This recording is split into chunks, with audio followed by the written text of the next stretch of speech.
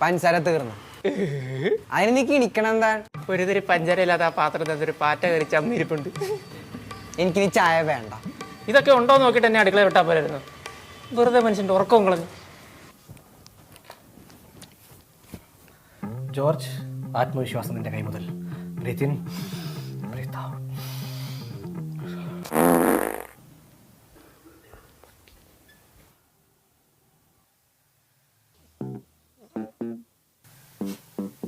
കളഞ്ഞു, എല്ലാം കൊണ്ട് കളഞ്ഞു.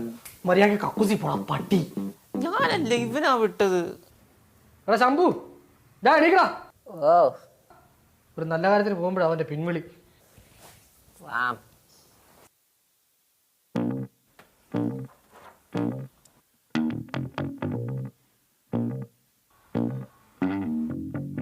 ഷിബുടാ, ഒരു മിനിറ്റ്. എന്താടാ?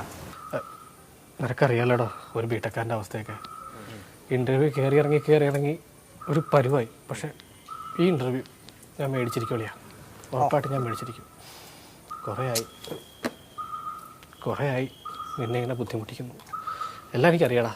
പക്ഷേ ഇനി അതുപോലല്ല. നമ്മുടെ വീട്ടിലെ കാര്യങ്ങളൊക്കെ ഞാനും നിൻ്റെ കൂടെ ഉണ്ടാവും. മോനെ ജോർജ്, ഇന്റർവ്യൂവിന് വന്നിന്റെ കയ്യിൽ കാശിരുന്ന് എനിക്കറിയാം. എത്ര രൂപ വേണം? 50 രൂപ വണ്ടിക്കൂലി കിട്ടിയാൽ കൊള്ളായിരുന്നു. കാശം തരും. ജോലി കിട്ടി കഴിഞ്ഞാൽ പിന്നെ ശമ്പളമായില്ല.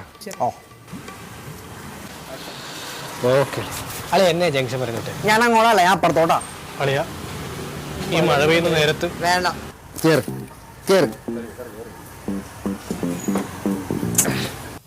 ശംഭു, ഓടാ, എനിക്കൊരു പെണ്ണ് സെറ്റാടാ. പേരെന്താടാ?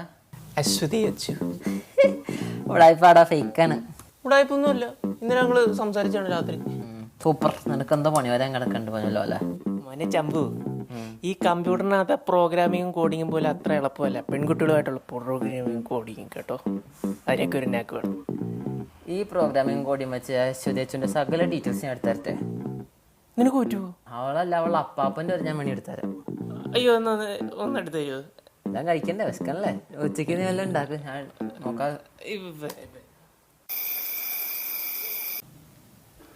എപ്പോഴാടി നമ്മുടെ കല്യാണം?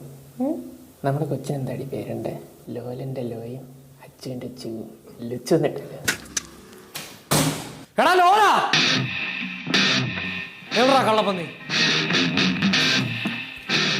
എടി നിന്റെ ഒരു പിക്കനിക്ക് കഴിച്ചോടി. എടാ ലോല, എന്താണ്?